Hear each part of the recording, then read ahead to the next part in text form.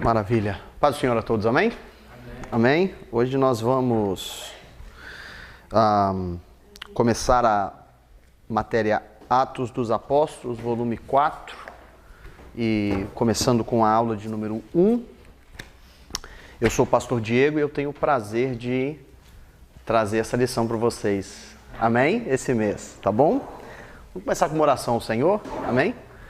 Pai Celestial, nós louvamos a Ti, agradecemos ao Senhor pela Tua bondade, pela Tua misericórdia e graça abundante nas nossas vidas.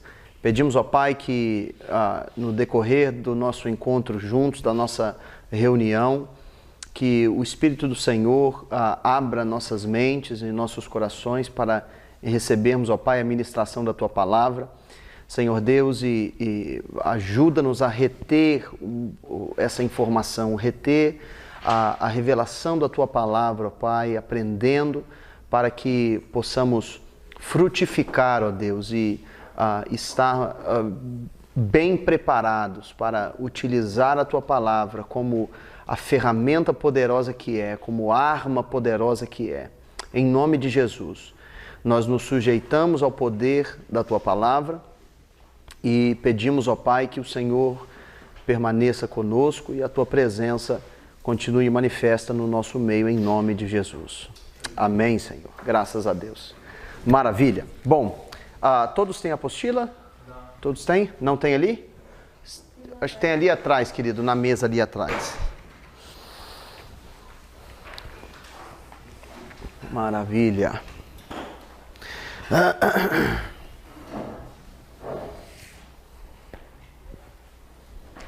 Perfeito.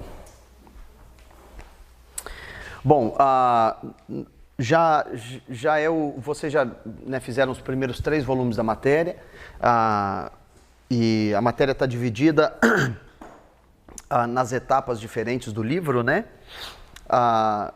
Cobrindo, se eu não me engano, vocês já cobriram até o capítulo 21, né, do livro de Atos, e agora, nesse volume 4, nós vamos começar a trajetória de cobrir os capítulos 22 ao 28, né?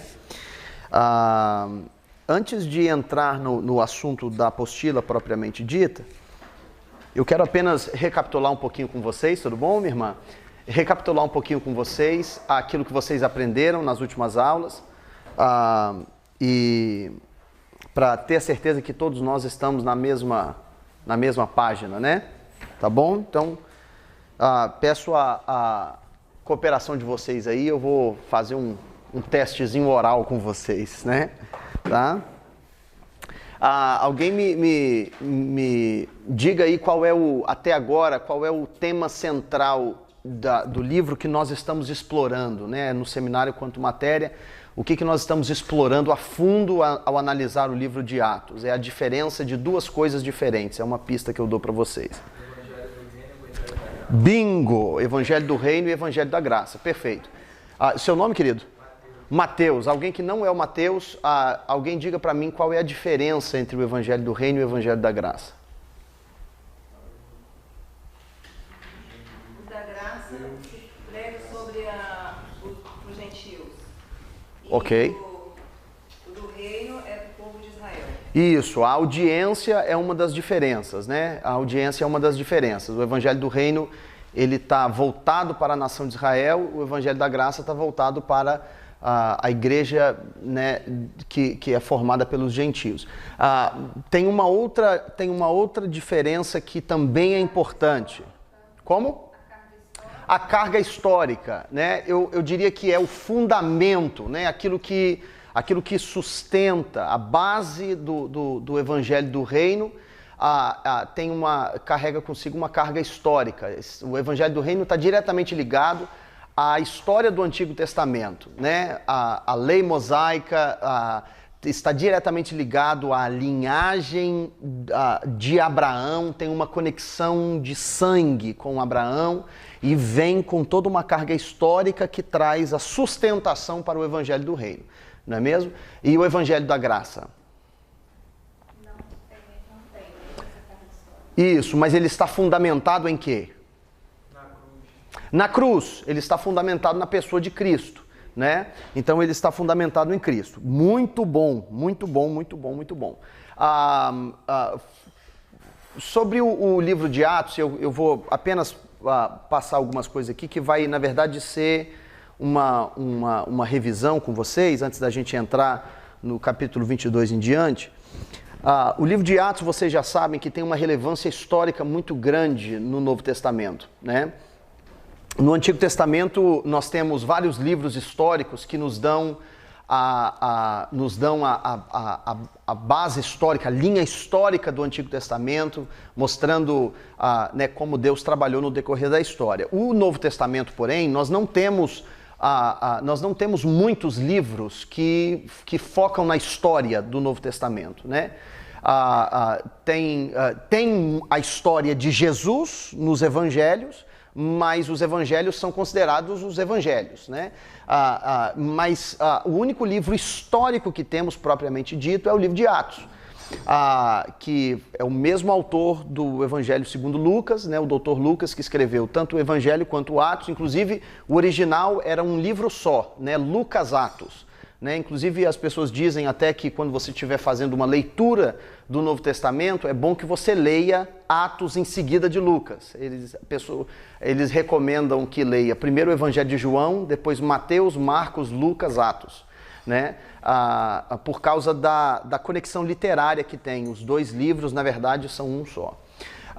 E o livro de Atos, então, ele tem uma significância histórica muito forte, porque apesar de termos pontuações históricas nas epístolas, por exemplo, né? Se a gente lê os escritos de Paulo, a gente tem algumas pontuações históricas, né? Paulo faz citações de coisas que aconteceram em certos momentos, que inclusive algumas dessas coisas estão paralelas ao livro de Atos.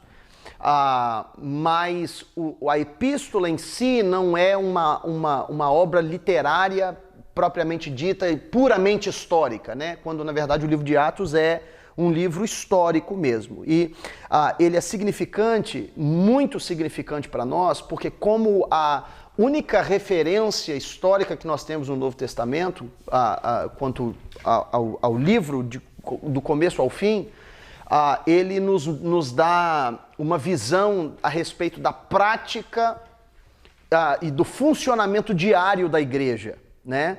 Então, nas epístolas nós temos princípios sendo ensinados, mais especificamente princípios doutrinários sendo delineados, e no livro de Atos nós temos a aplicação prática desses princípios. Ok? Faz sentido isso para vocês, né? São coisas que eu imagino que vocês já passaram. Então, tem uma relevância histórica muito grande que mostra os exemplos práticos e a aplicação desses padrões doutrinários que são ensinados nas epístolas, né? E eu gosto muito dessa palavra, padrões, né? Inclusive, eu estava conversando hoje com o pastor Jefferson a respeito, vindo para cá, no caminho para cá, falando a respeito de como a Bíblia está revelada em padrões, né? Em padrões. Em toda a Bíblia nós temos padrões se revelando, né? E é muito importante ter uma referência histórica no Novo Testamento, porque qualquer revelação doutrinária que nós temos nas epístolas, a gente encontra um paralelo disso no livro de Atos. Então, o livro de Atos é uma espécie de âncora histórica para o compêndio do Novo Testamento. Então, é muito importante para nós como igreja, para aprendermos a discernir qual a melhor forma de prática de uma certa doutrina ou de uma certa revelação que está contida nas epístolas. A gente pode ver um exemplo prático de como isso se manifesta, ok? Então, eu sei que vocês estão estudando o livro de Atos pelos capítulos, né?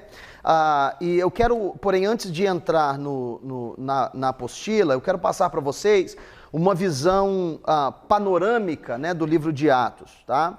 Então, eu colocaria, e aqui já é muito, não é regra, é muito mais opinião do que regra, mas eu acho importante vocês, talvez, anotarem isso, enfim, para ver se ao ler o livro de Atos, vocês também têm a mesma impressão.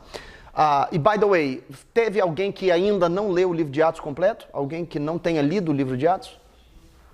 Tem? Tem gente que não leu. Então leiam o livro de Atos. Leiam, tá? Amanhã, nas aulas 3 e 4 que nós vamos ter amanhã, é importante que todos vocês tenham lido o livro de capa a capa, da primeira até a última palavra, porque tem coisas que a gente vai tratar aqui que você não vai absorver e eu não quero que você confie apenas na minha palavra. Leia o livro, amém? Tá bom? Beleza? Tá? Então, quando você lê o livro, pelo menos quando eu leio o livro, eu tenho uma impressão de que a temática principal do livro é o estabelecimento e a expansão da igreja do Senhor no mundo. Tá? O estabelecimento e a expansão da igreja do Senhor no mundo. E para mim, um dos versículos chaves, que eu acho que é um versículo que está no coração do livro, é Atos capítulo 1, versículo 8. Né? E recebereis poder ao descer sobre vós o Espírito Santo. E recebereis poder ao descer sobre vós o Espírito Santo. Por que eu digo que esse é um versículo chave do livro? Porque tudo começa aí. Ao ser assunto aos céus, Jesus prometeu que ao ser assunto aos céus, ele disse aos seus discípulos: esperem em Jerusalém, porque vai vir sobre vós um derramamento dos céus. Eu vou enviar o Consolador está vindo e a partir da descida do Consolador, algumas coisas vão começar a acontecer.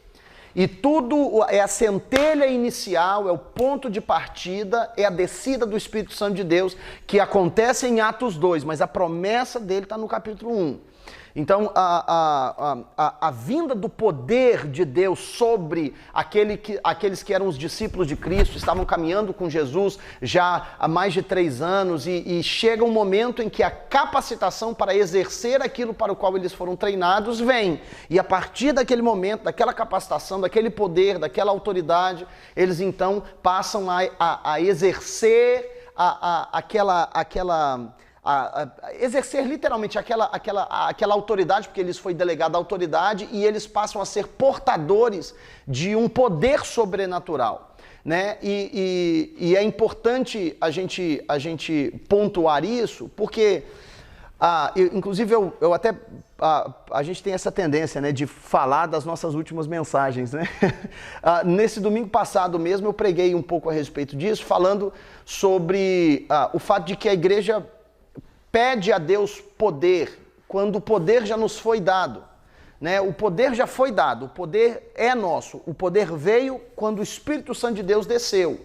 Então, a questão é se estamos usando esse poder que vem do Senhor sobre nós de forma eficaz. Então, eu acho que esse é o centro do livro de Atos para mim. O livro de Atos mostra claramente como a igreja foi eficaz com o poder que recebeu.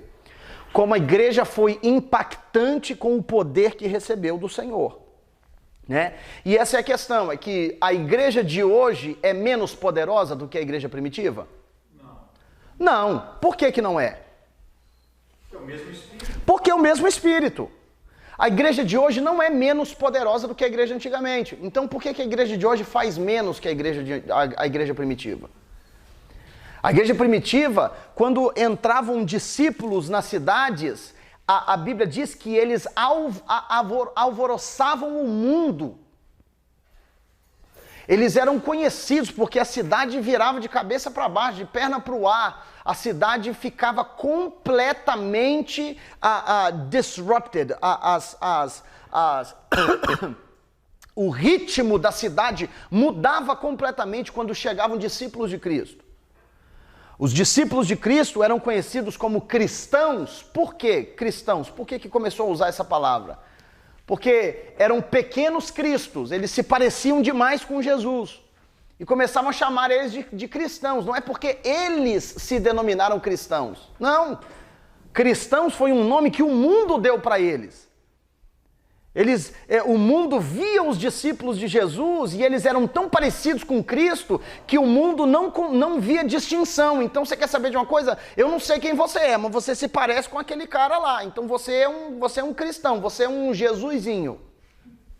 Basicamente isso. E a igreja, apesar da igreja moderna ser tão poderosa quanto a igreja primitiva, nós nos encontramos menos impactantes.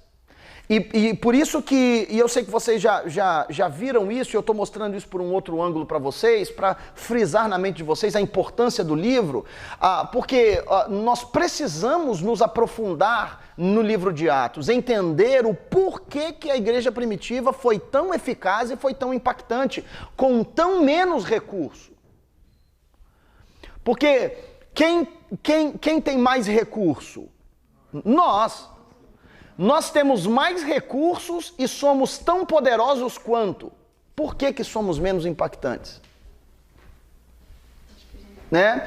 Hoje em dia, na minha cidade mesmo, eu sei que aqui isso não existe, aqui na Filadélfia, aqui a cidade de Filadélfia é vacinada contra isso, mas lá na nossa cidade tem ruas que você anda, que você encontra 15, 16, 17 igrejas em uma rua.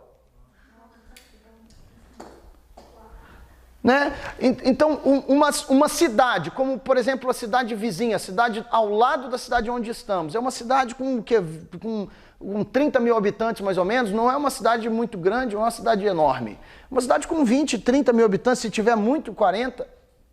A cidade de Everett é uma cidade que tem pelo menos umas 80 igrejas, mínimo, né? Não tem menos de 80 igrejas em Everett. Por exemplo, umas 80 igrejas de denominações diferentes, de nacionalidades diferentes, umas 80 igrejas em Everett, numa cidadezinha que é uma meia dúzia de ruas.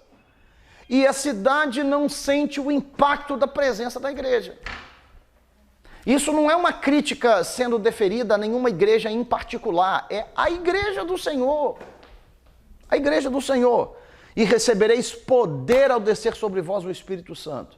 Recebereis poder. Poder já temos, mas a gente insiste, faz culto de campanha, a campanha do poder, a vigília do poder, a oração do poder, o jejum do poder, e vamos pedir poder, queremos poder, queremos poder, queremos... Nós não precisamos de mais poder. O poder nós já temos, o poder já está, já nos foi dado.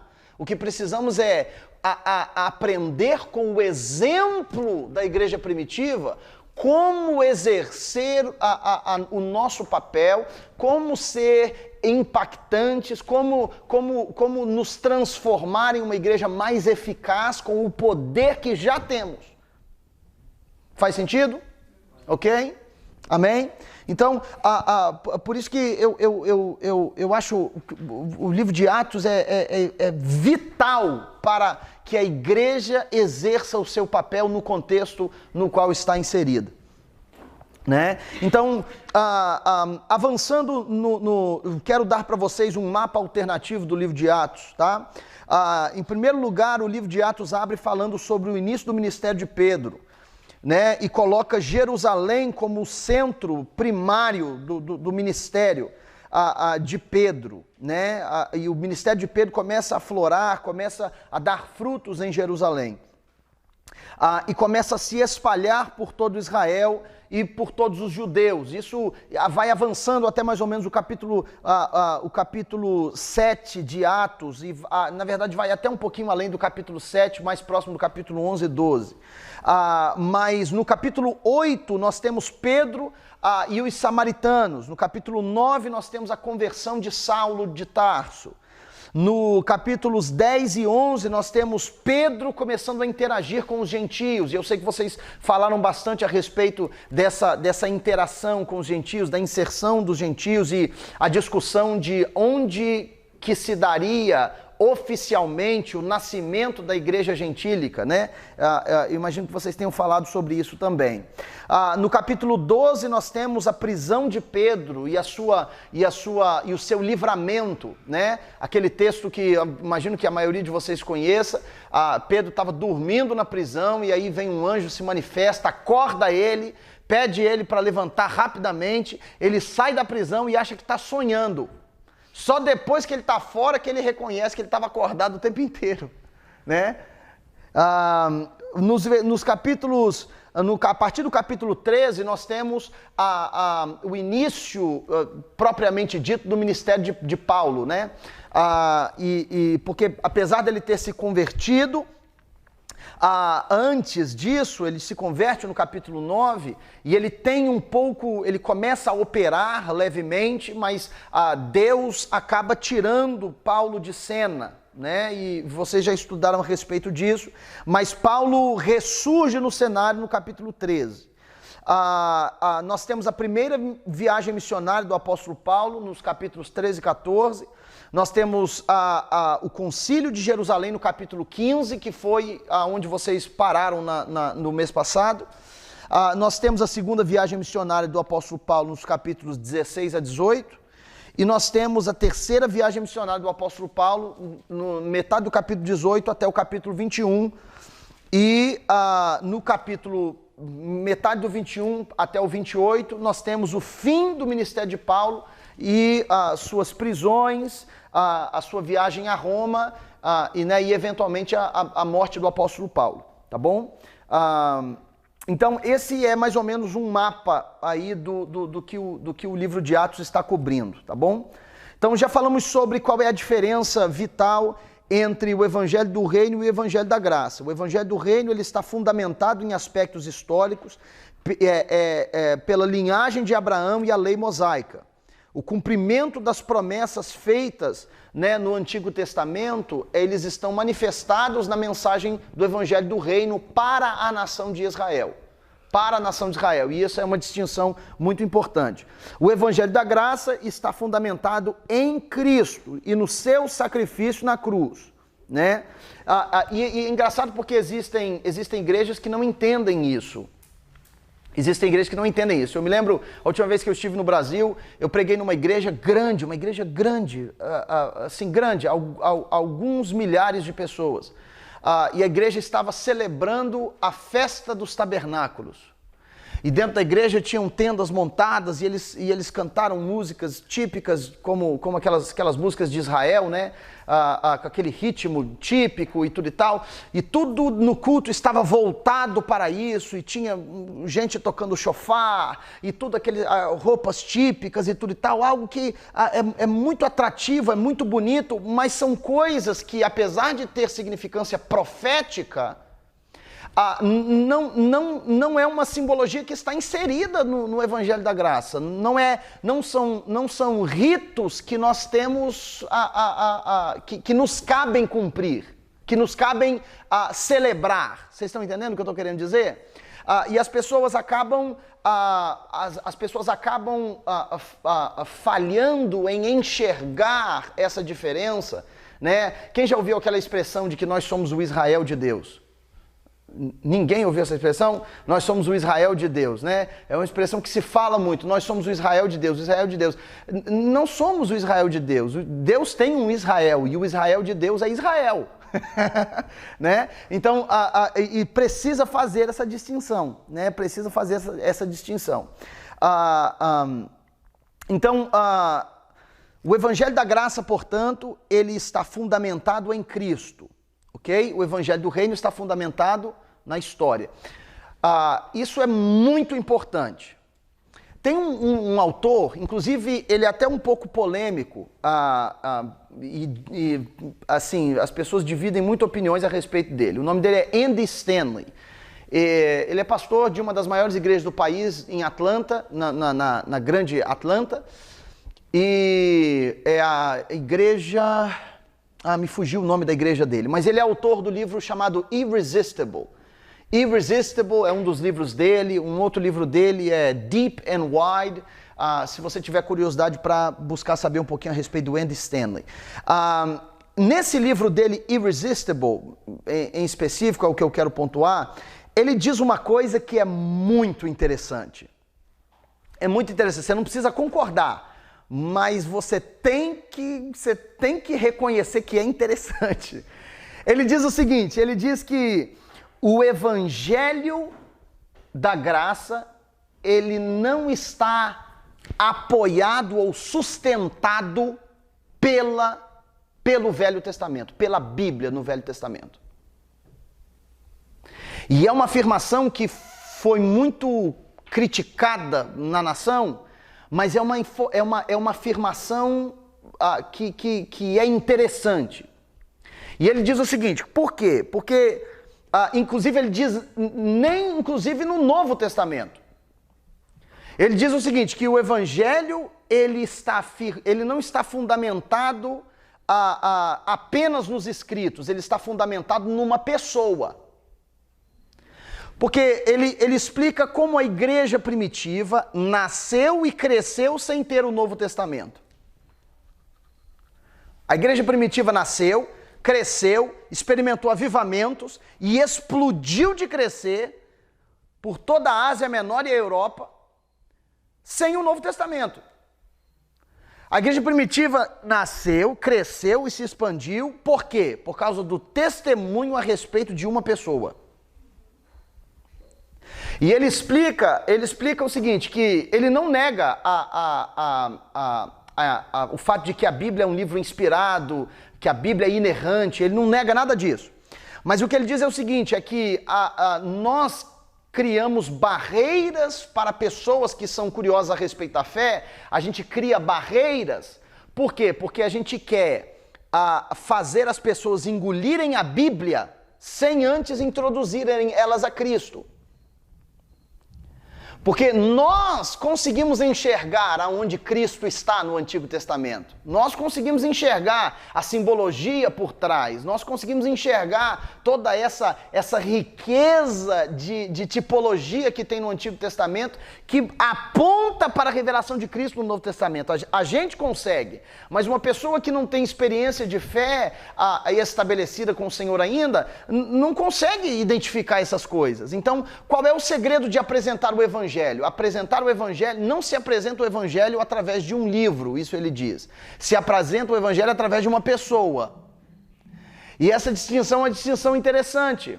Por quê? Porque o que acontece com a igreja hoje em dia é que a igreja não tem uma experiência íntima com a pessoa de Cristo.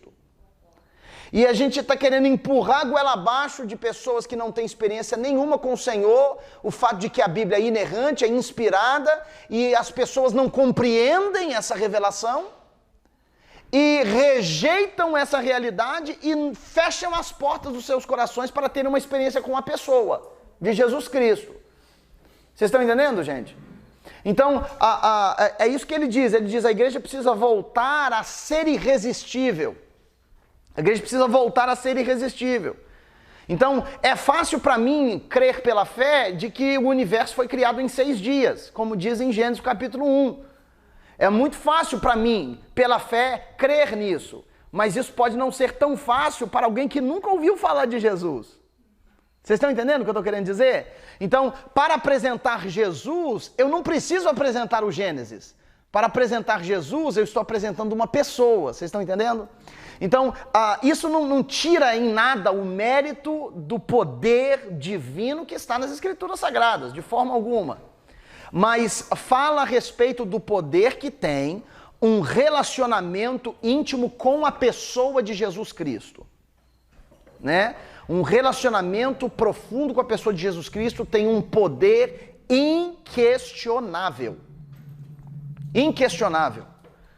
Né? Senão a igreja primitiva não tinha como nascer e crescer porque não tinha o Novo Testamento ainda. O Novo Testamento foi surgir anos depois, séculos depois que o Novo Testamento foi feito o compêndio do Novo Testamento.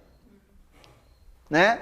Então, nós precisamos tomar cuidado com isso e aprender essa distinção. E tem uma frase que eu ouvi uma vez, não sei quem disse, eu gostaria de lembrar quem disse para eu dar o crédito apropriado, mas só saibam que ela não vem de mim.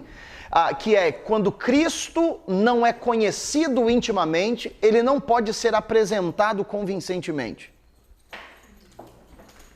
Quando Cristo não é conhecido intimamente, ele não pode ser apresentado convincentemente. E o que acontece com a igreja moderna é isso. Nós temos um relacionamento maravilhoso com as bênçãos de Deus, mas nós não temos um relacionamento profundo com a pessoa de Jesus Cristo. E é muito difícil apresentar uma mensagem que está fundamentada nele sem conhecê-lo. Vocês estão entendendo? Né? É igual a história de um... Desculpa? Quando Cristo não é conhecido intimamente, ele não pode ser apresentado convincentemente.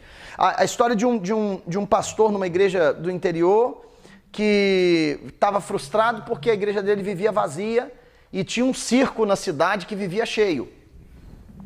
A igreja só vazia e o circo só cheio. A igreja só vazia e o circo só cheio. A igreja só vazia e o circo só cheio. E ele ficou enojado daquilo e ele pensou, quer saber de uma coisa? Eu vou lá ver o que está acontecendo nesse circo. Aí um belo domingo ele fechou a igreja e foi para o circo.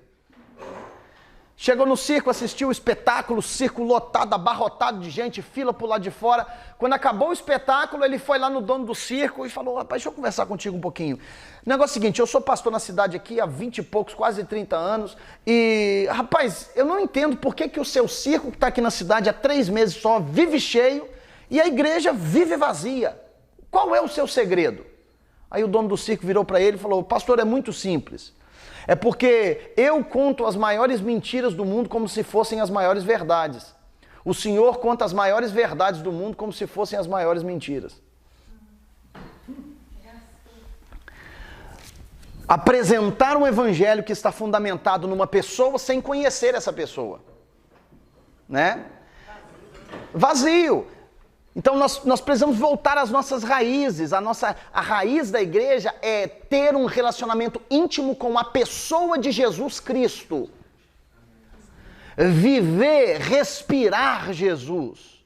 Andar em Cristo, dia sim, dia também. Vocês estão entendendo?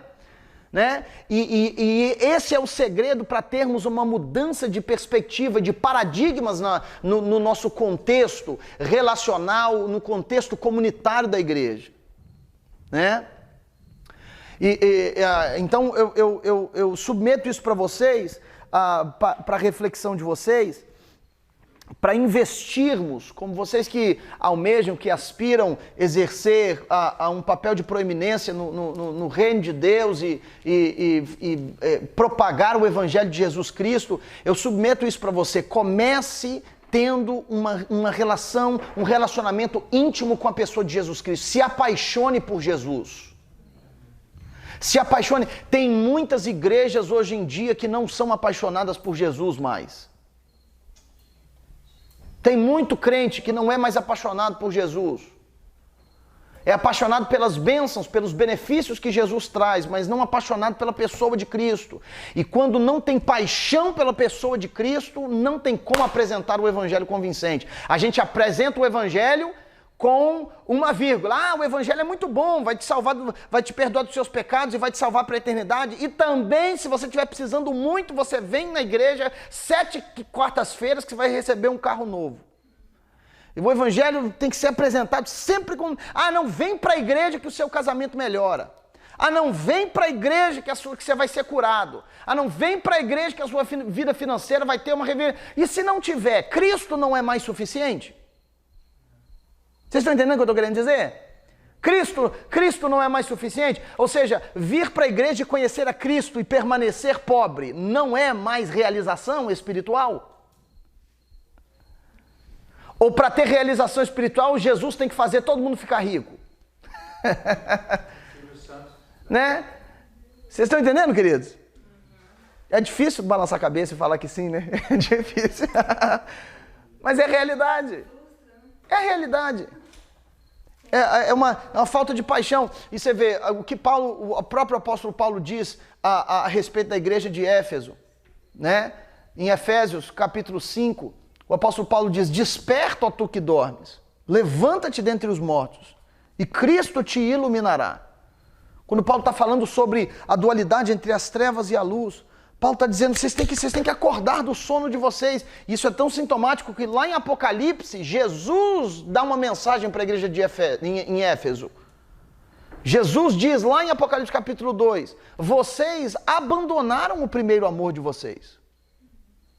Vocês abandonaram o primeiro amor. Vocês se esqueceram what it's all about. Vocês se esqueceram qual é o fundamento. Tem um fundamento para esse evangelho que nós estamos pregando. E o fundamento é a pessoa de Jesus Cristo.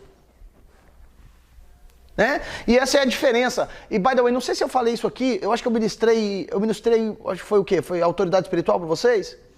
Eu falei para vocês um pouquinho a respeito da diferença de conhecer e reconhecer. Vocês lembram disso? A diferença entre conhecer e reconhecer. A igreja reconhece Jesus, mas não conhece Jesus. Tem uma diferença grande. Né?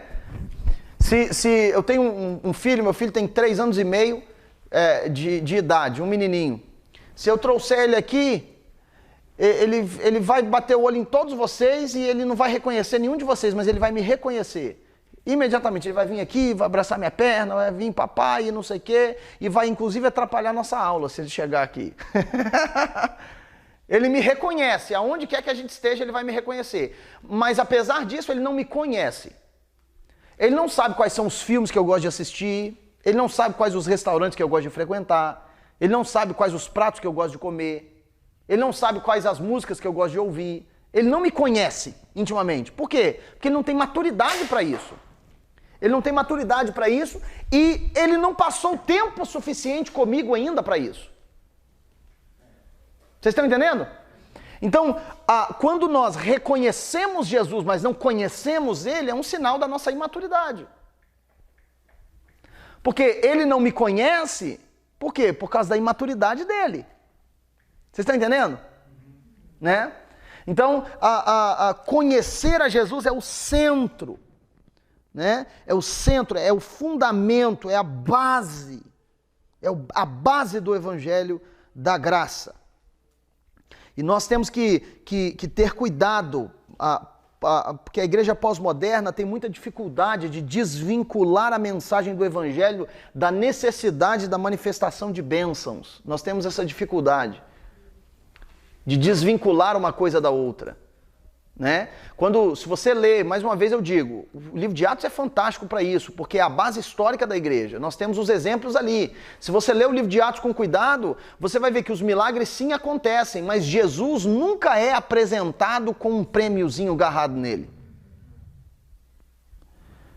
Jesus é apresentado pela sua essência, por quem ele é. E a igreja cresceu não é por causa dos escritos, a igreja cresceu por causa de pessoas que tiveram um relacionamento íntimo com a pessoa de Jesus Cristo.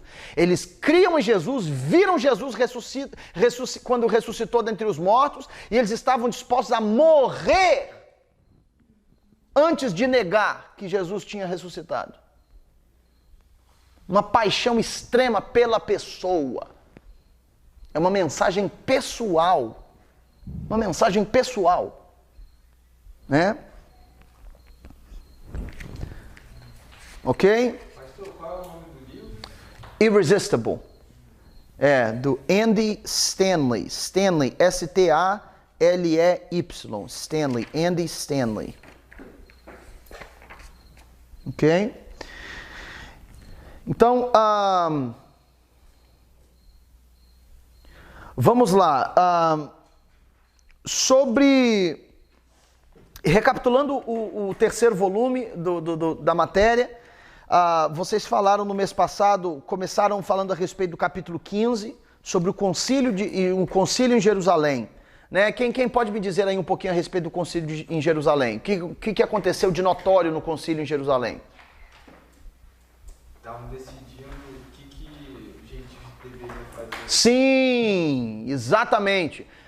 Começou a converter povos de outras nações que não eram judeus e por causa da instrumentalidade de Deus através da vida de Paulo e por causa de uma experiência fortíssima que Pedro teve na casa de um gentio, né? Eles começaram a antenar para o fato de que os judeus não tinham um monopólio sobre a mensagem do Evangelho da Graça. Né? Os judeus não tinham aí um contrato de exclusividade com Deus. Né? Os únicos distribuidores do Evangelho. Não. E Deus começou a mostrar isso para eles. Então, no Concílio de Jerusalém, isso foi discutido e debatido, e eles chegaram a um consenso. no capítulo 15 de Atos, que os gentios precisavam fazer 3 coisas. Quem lembra quais são essas 3 coisas? Abstenha da prostituição. Prostituição, né, da promiscuidade sexual. Como? Carne sufocada, né, que fala de feitiçaria. E da idolatria. Três coisas primárias que resumia o grau de adaptação do gentio que estava sendo assimilado àquela cultura que não estava mais sendo considerada cultura judaica. Aquilo já estava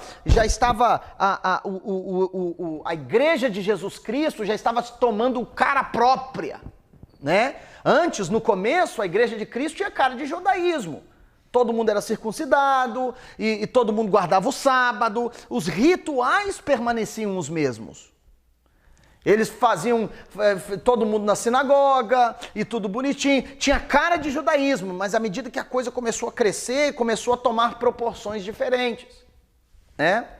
E aí essa mudança foi concretizada a partir do capítulo 15. Foi quando os apóstolos, o colégio apostólico, tomou essa decisão de extrema importância, né? Então, o concílio em Jerusalém foi o que liberou a igreja, o corpo de Cristo, dos regulamentos da lei, como, por exemplo, circuncisão de alguns judeus, estavam ordenando para os aderentes do evangelho da graça de Deus, né? Um outro ponto importante também, que vocês também, imagino que vocês tenham estudado a respeito, foi a respeito da visão da Macedônia, a visão de um homem macedônico que Paulo teve, né? Porque a partir do capítulo 15,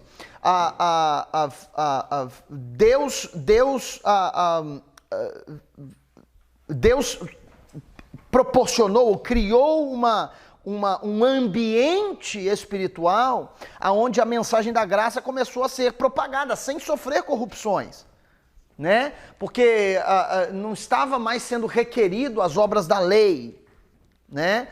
E a gente vê textos como Gálatas capítulo 2, versículo 16, que está na sua apostila, que diz: sabendo contudo que o homem não é justificado por obras da lei, e sim mediante a fé em Cristo Jesus, também nós temos crido em Cristo Jesus, para que fôssemos justificados pela fé em Cristo e não por obras da lei.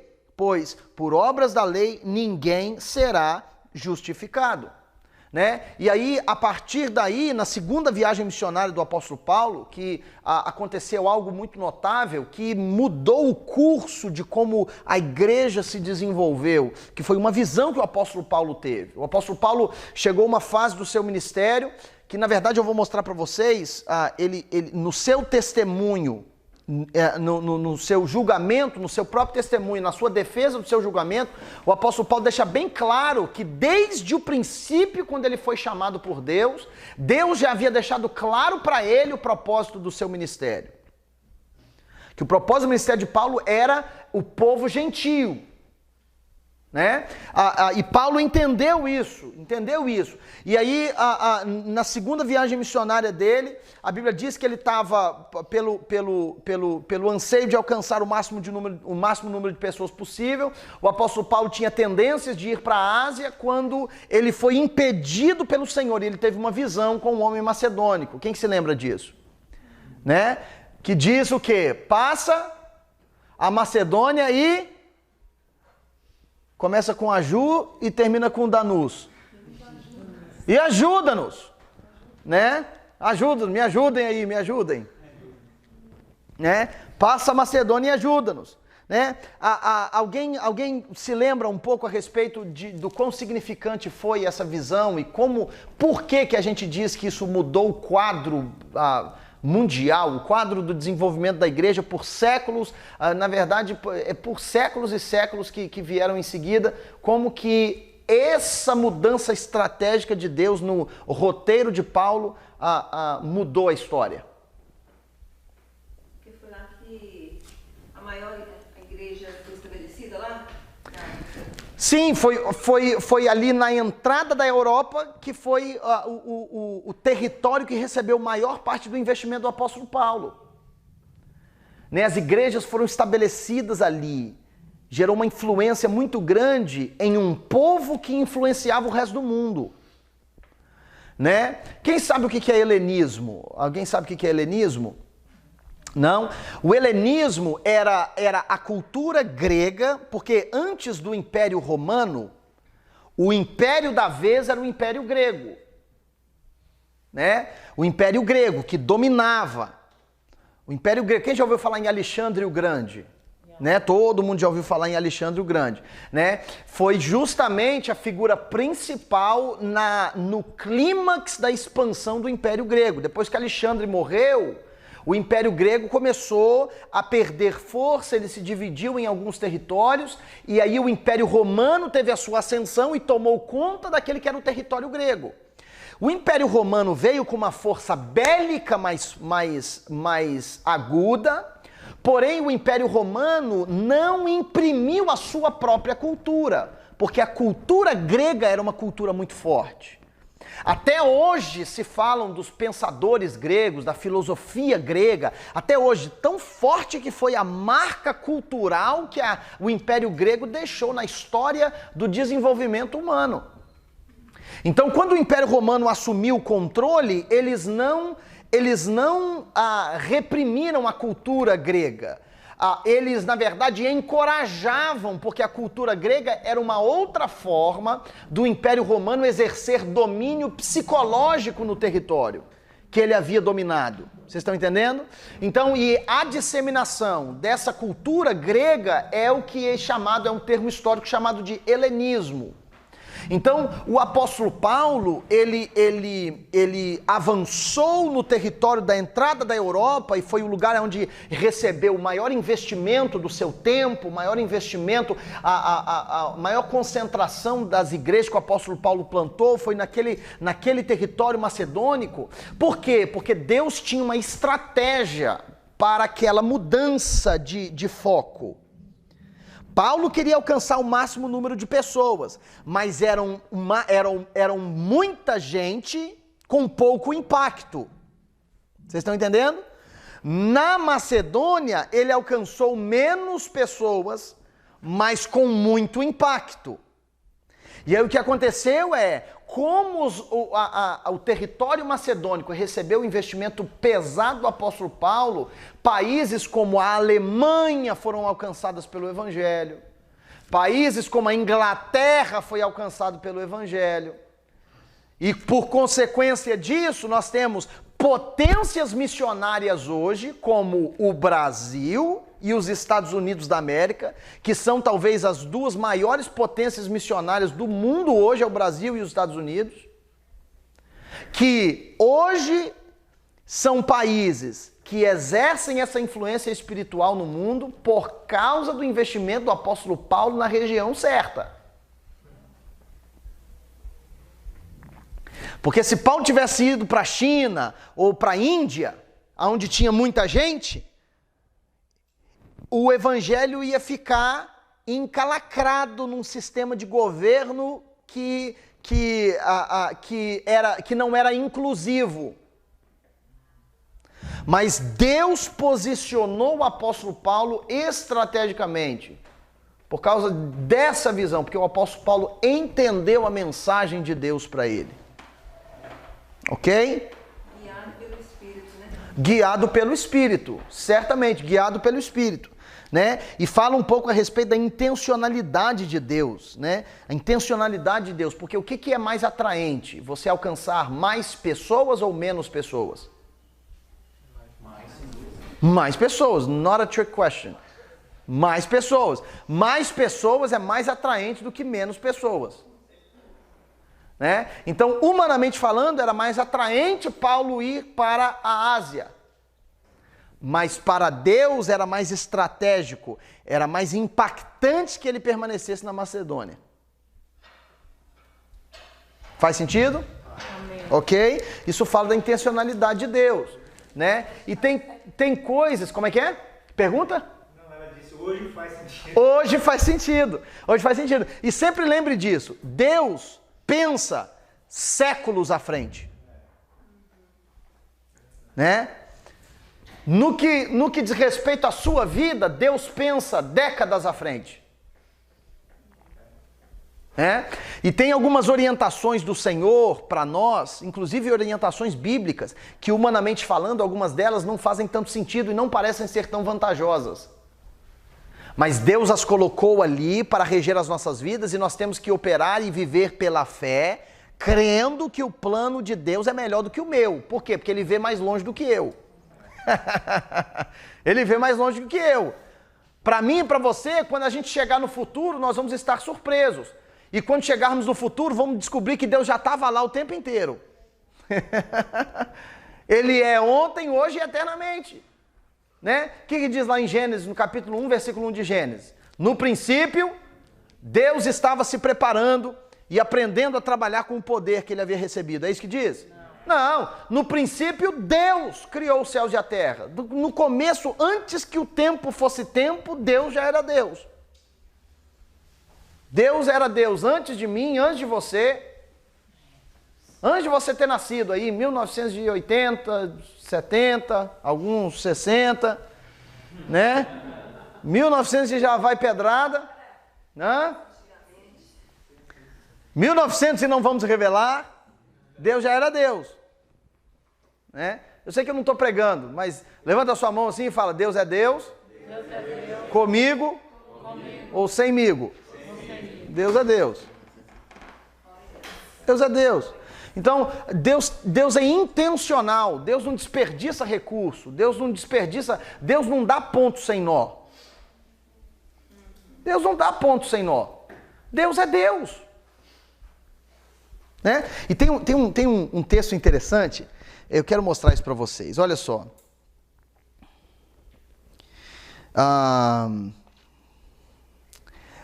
Abre a sua Bíblia aí em Êxodo.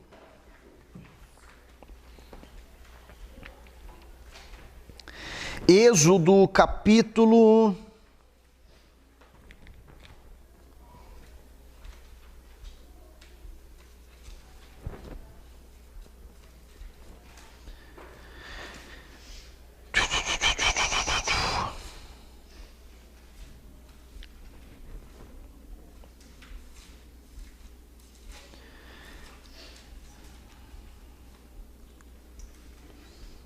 Êxodo...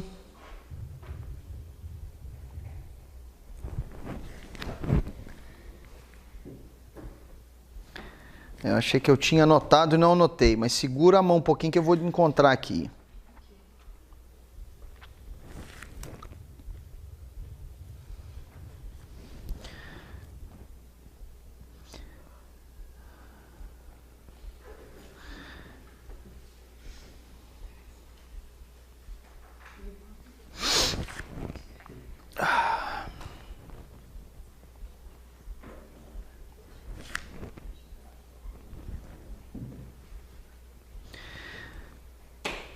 Ok.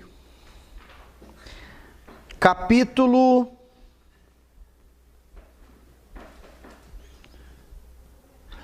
10. Se você não estiver lá, você vai estar perto.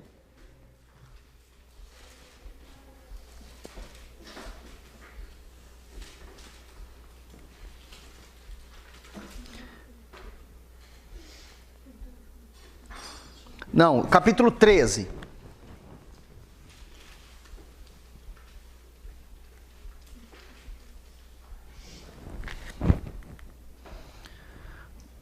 Quer ver? Versículo... Vai valer a pena esperar, hein?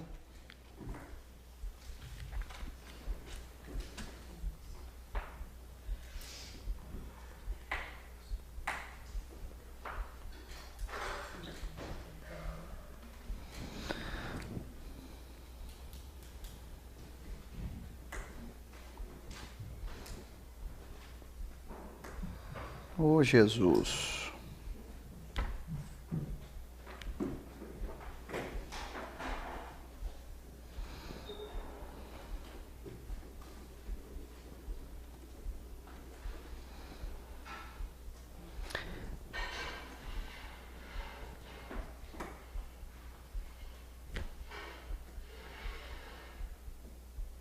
Eu vou achar no intervalo e depois eu leio para vocês, para a gente não perder muito tempo aqui. Mas é um texto, eu vou citar para vocês, depois eu encontro a referência e leio para vocês. É um texto que diz o seguinte, que Deus, podendo levar o povo de Israel pelo caminho mais curto, Deus optou por não fazê-lo, porque eles não estavam preparados para as batalhas que eles enfrentariam. 17, vamos ver. 13, 17.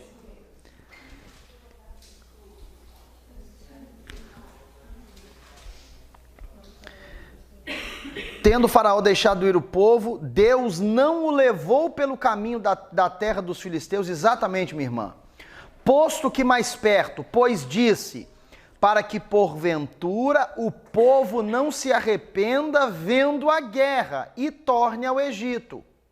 Porém, Deus fez o povo rodear pelo caminho do deserto, perto do Mar Vermelho, e arregimentados subiram aos filhos de Israel do Egito.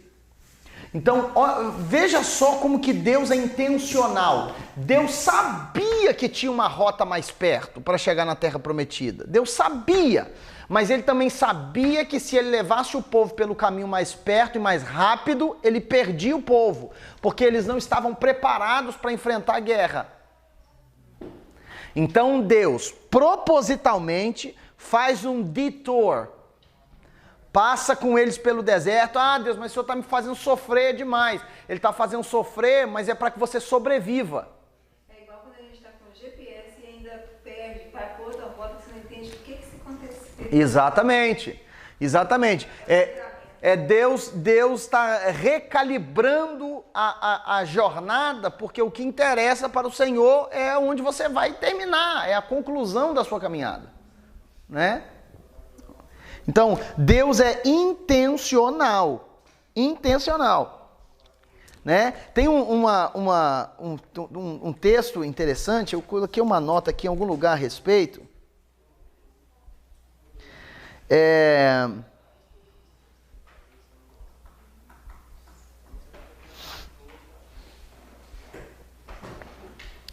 A respeito, quer ver? Olha só, abre comigo em Gênesis capítulo 36. Gênesis capítulo 36.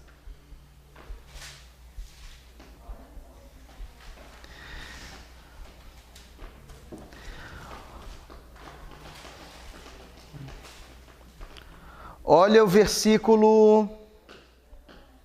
Não, o capítulo 37, desculpa, capítulo 37. Olha só, versículo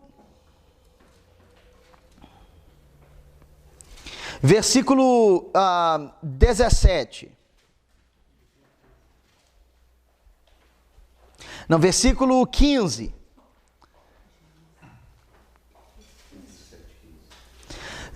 Gênesis capítulo 37, versículo 15. E um homem encontrou a José, que andava errante pelo campo, e lhe perguntou: que procuras? E respondeu: procuro meus irmãos. Diz-me onde apacentam eles o rebanho. Disse-lhe o homem: foram-se daqui, pois ouvi-os dizer, vamos a Dotã. Então seguiu José atrás dos irmãos e os achou em Dotã. Então isso aqui é José, depois que tinha contado o sonho e tudo e tal, você conhece a história, foi procurar os irmãos e os irmãos conspiraram matar José. Versículo 19. E dizia um ao outro: vem lá o tal sonhador, vinde pois agora, matemo-lo e lancemo-lo numa dessas cisternas. E diremos: um animal selvagem o comeu, e vejamos em que lhe darão os sonhos. Aí ouça só, lá na frente Deus sabia que José precisava ir para o Egito, José precisava passar na casa de Potifar, José precisava ser traído pela mulher de Potifar, José precisava ir parar no calabouço do Egito para ele ouvir 2 sonhos de um padeiro e de um copeiro, para poder interpretar o sonho do copeiro, o copeiro ir parar de novo na frente do rei, para o copeiro poder dizer para o rei quem era José, e Deus ia dar um sonho para Faraó, e José ia interpretar o sonho, para que José pudesse resolver a questão da fome no Egito. Porque resolvendo a questão da fome, Deus ia salvar a linhagem de Israel. Deus sabia que esse era o endgame. Aí o que acontece? Os irmãos de José começam a programar matar José. Aí vê só o que Deus me faz, olha só. Mas Rúben, ouvindo isso, livrou-o das mãos deles e disse: não lhe tiremos a vida. Também lhes disse Rúben: não derrameis sangue, lançai nessa cisterna que está no deserto, e não ponhais a mão sobre ele. Isso disse para o livrar deles, a fim de o restituir ao pai. Mas logo que chegou José a seus irmãos, despiram da túnica, a túnica talar de mangas compridas que trazia, e tomando-o lançaram na cisterna vazia sem água. Ora, sentando-se para comer pão, olharam e viram o quê? Caravana de quê? Ismaelitas. Ismaelitas são filhos de quem? De Ismael. Meu Deus do céu. Aí você vai cavar por que Deus manteve Ismael vivo. Por que Deus mandou Abraão tratar Ismael da forma que mandou? E mandou dispensar Agar, mas não podia dispensar Agar de mão vazia. Por quê? Porque Deus já tinha Ismael. Até hoje os filhos de Ismael estão causando problema lá no Oriente Médio para Israel. Mas se não fosse essa caravana de ismaelitas, José, talvez, a vida de José não teria sido poupada. Vocês estão entendendo? Como que Deus usa até os nossos problemas tem propósito. Deus usa até os nossos tropeços para nos ensinar lições. Deus é intencional. E Deus arquiteta tudo direitinho para colocar Paulo no lugar certo, onde o evangelho estaria posicionado para prosperar, né? Nas suas 3 viagens missionárias, o apóstolo Paulo abriu o caminho para a Europa, receber a gloriosa mensagem da salvação. Eles foram em cidades como Filipos, Tessalônica, Bereia, Atenas, Corinto, Éfeso, pregando o evangelho e estabelecendo igrejas. O apóstolo enfrentava muita oposição e circunstâncias difíceis e receosas.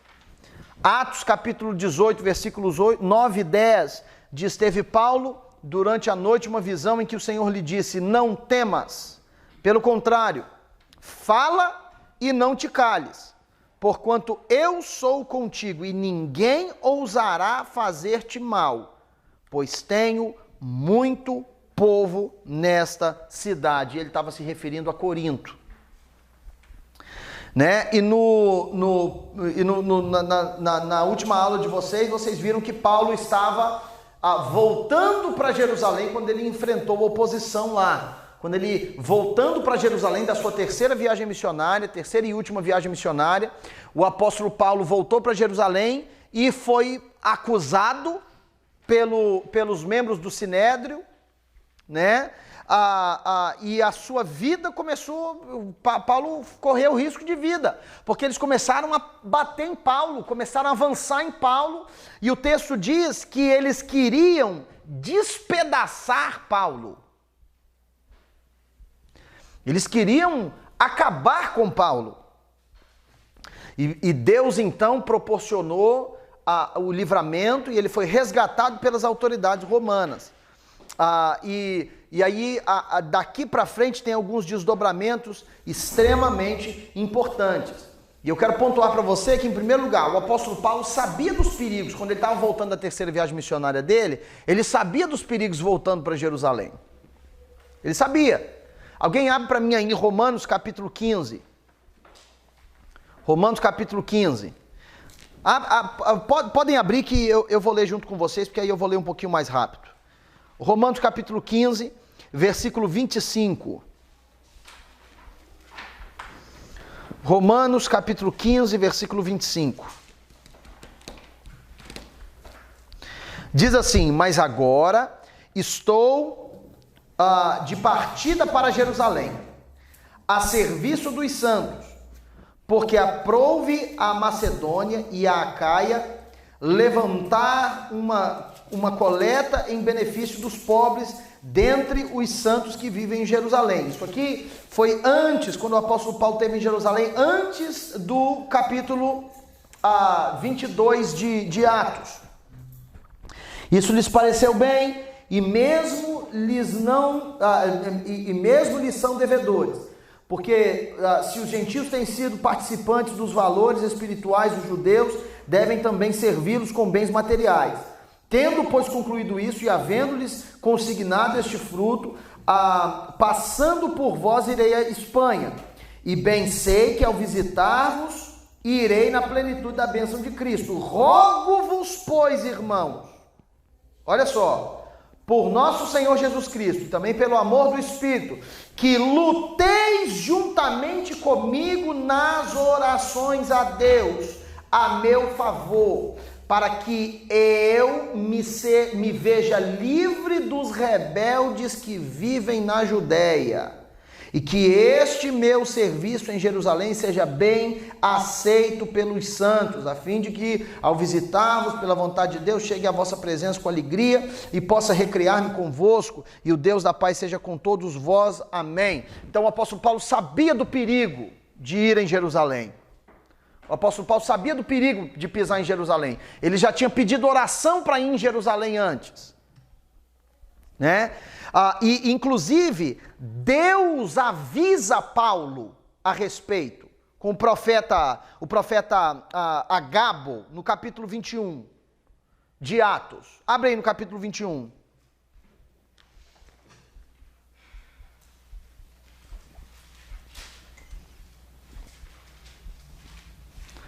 Capítulo 21 de Atos, versículo 10. Demorando-nos ali alguns dias, isso aqui ele estava em Cesareia. Paulo estava voltando da sua terceira viagem missionária, ele já tinha passado em Tiro, ele já tinha passado em Tiro, Chipre, e ele estava em Cesareia, onde ele ficou um curto tempo, e aí um profeta chamado Ágabo, versículo 10, demorando-nos ali alguns dias, desceu da Judéia um profeta chamado Ágabo, e vindo ter conosco, tomando o cinto de Paulo, ligando com ele os próprios pés e mãos, declarou: isto diz o Espírito Santo, assim os judeus em Jerusalém farão ao dono deste cinto e o entregarão nas mãos dos gentios. Olha só o que Deus estava falando para Paulo. Olha só, quando ouvimos essas palavras, tanto nós como os daquele lugar rogamos a Paulo que não subisse a Jerusalém. Então, veja só, queridos, como o carinho de Deus. Aí os santos em Chipre começaram a falar com Paulo: Paulo, não vai em Jerusalém, olha o que Deus está te falando. Não vai lá. Então ele respondeu: que fazeis chorando e quebrantando-me o coração? Pois estou pronto não só para ser preso, mas até para morrer em Jerusalém pelo nome do Senhor Jesus. Então você vê como que tanto em Troade, como em Tiro, como em Cesareia, tem pessoas que estão manifestando ao apóstolo Paulo a sua preocupação do apóstolo Paulo voltar para Jerusalém, e Deus levanta um profeta Ágabo, que traz uma palavra profética para o apóstolo Paulo. E que palavra precisa! Ele pega no cinto do apóstolo Paulo, ligando com ele os próprios pés e mãos, declarou: isto diz o Espírito Santo, assim os judeus em Jerusalém farão ao dono deste cinto e o entregarão nas mãos dos gentios. Uau!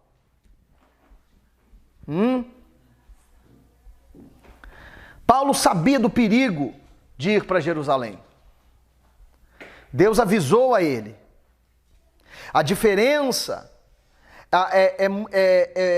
é gritante, queridos.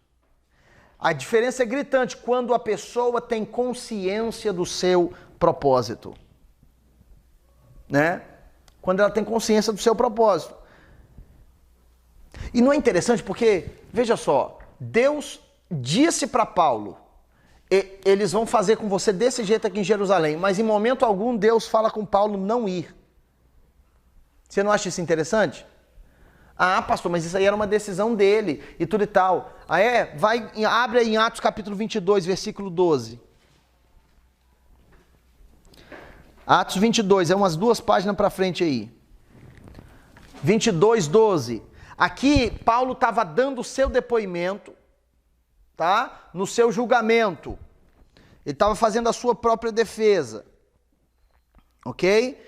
Aí ele diz assim no versículo 12, mediante a sua acusação, ele estava contando a sua história. E ele diz, um homem chamado Ananias, piedoso, ele já nesse ponto aqui, ele já tinha contado a história do caminho para Damasco, que ele caiu da sua besta e ficou cego, e Deus falou com ele. Aí ele já está falando sobre Ananias, versículo 12. Um homem chamado Ananias, piedoso conforme a lei, tendo bom testemunho de todos os judeus que ali moravam, veio procurar-me e pondo-se junto a mim, disse, Saulo, irmão, recebe novamente a vista. Nessa mesma hora, recobrei a vista e olhei para ele. Então ele disse, o Deus de nossos pais, de antemão te escolheu, para conheceres a sua vontade, veres o justo e ouvires uma voz da sua própria boca, porque terás de ser sua testemunha diante de todos os homens, das coisas que tens visto e ouvido. E agora, por que te demoras? Levanta-te, recebe o batismo e lava os teus pecados, invocando o nome dele. Tendo eu voltado para Jerusalém, enquanto orava no templo, então aqui ele já foi batizado, recebeu a vista de volta, voltou para Jerusalém e estava orando no templo. Sobreveio-me um êxtase e vi aquele que falava comigo. E ele disse, apressa-te e sai logo de Jerusalém, porque não receberão o teu testemunho a meu respeito. Então veja só, no começo do ministério de Paulo, Deus diz para Paulo, Paulo, sai correndo de Jerusalém, Paulo, apressa-te, junta as suas coisas e perna para quem te quer, Paulo. Mas aí quando Paulo está voltando de Cesareia, da terceira viagem missionária, ele está em Cesareia, pronto para ir para Jerusalém, Deus levanta um profeta, pega no cinto dele e fala, o povo lá em Jerusalém vai fazer desse jeito com o dono desse cinto aqui. Eles vão prender você, vão colocar você na mão dos gentios. Mas em momento algum Deus fala para Paulo não ir. Paulo tinha entendido o tempo de Deus. Paulo tinha entendido o tempo de Deus. E isso aqui é tão forte, queridos, é tão forte. Por quê? Porque Paulo discerniu a postura dele mediante qualquer situação. Ele sabia que tinha sido chamado, ele sabia que era servo do Senhor, ele sabia. Então, se era momento de ir e enfrentar a batalha, de enfrentar a oposição, ele estava disposto a fazer isso, porque ele sabia quem estava nele. E o segredo de um homem e uma mulher de Deus que entende, tem esse discernimento, é entender quando é o tempo de Deus de sair correndo e quando é o tempo de Deus de estufar o peito e enfrentar aquilo que precisa ser enfrentado. Vocês estão entendendo?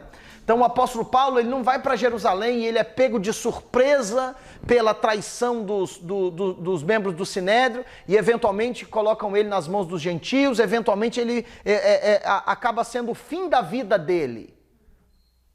Dá início ao processo do fim da vida dele. Ele não foi pego de surpresa com tudo isso. Não, ele foi consciente, sabendo que no meio de todo esse processo, Deus tinha um propósito. Amém? Beleza. Então vamos dar uma pausa aqui. Faz o seu reabastecimento aí e daqui um pouquinho a gente volta com a aula de número 2.